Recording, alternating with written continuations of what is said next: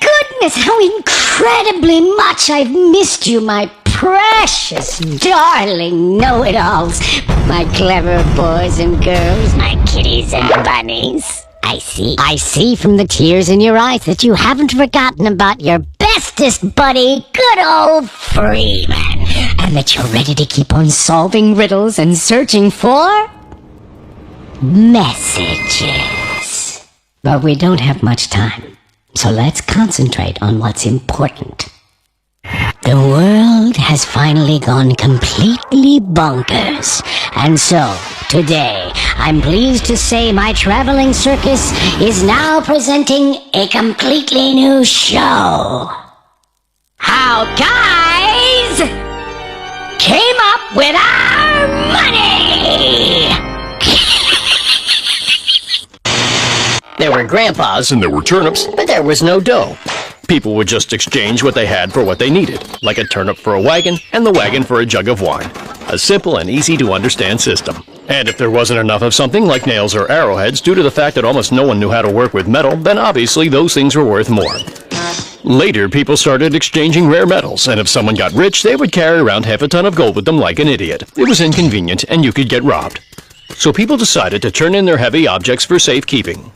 And that's how banks came about. They chopped up everything they got into equal chunks and introduced the gold standard. And the notes from the banks that promised the bearer metal in exchange eventually turned into paper money.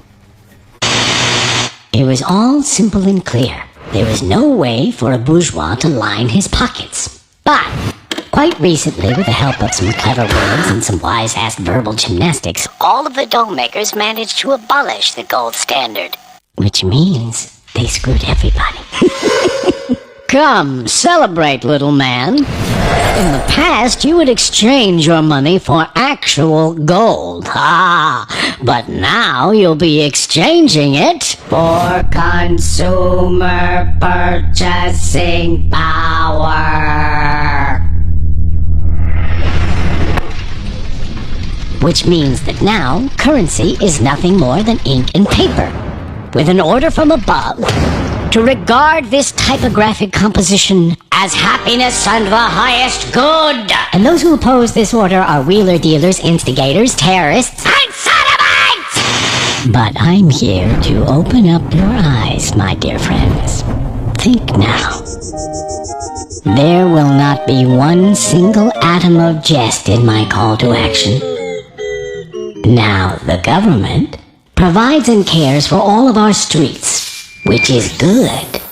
But that doesn't mean that you're not personally allowed to plant a tree or paint a fence. It's said that good deeds shall multiply. Also, the government prints all the lovely money, and that's good as well, because currency is the lifeblood of the economy, and the faster it flows, the more lively the economy will become. And oh yes, the good deeds, they shall multiply, whether it's electronic money, gift certificates, or bubblegum trading cards. Attention! Everyone has the right to issue their own money. And that, my friends, is the biggest of bourgeois secrets. Some secret. Suppose John the Smith paints 100 extraordinary pictures. He sells them all to his neighbor for $50 and suddenly dies soon after, most probably from drinking. The neighbor takes them to the city and doubles his dough by selling the pictures to some art profiteer he knows. The dealer hangs them in his trendy gallery and starts selling each one for crazy money. People ask, "Hey dude, why are they so expensive?" He answers, "John's dead, there won't be any more pictures, they're in short supply." The same crap's going on with Bitcoin. In this case, math doesn't allow an endless number to be produced. You can't just go and issue 100,000 million of them when you feel like it. Because John died, and they cost exactly as much as people are willing to pay for them.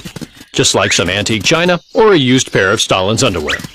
So anything that there's not much of and is difficult or even impossible to duplicate can work as dough. And that means that almost everything around us is made out of money. It's completely nuts.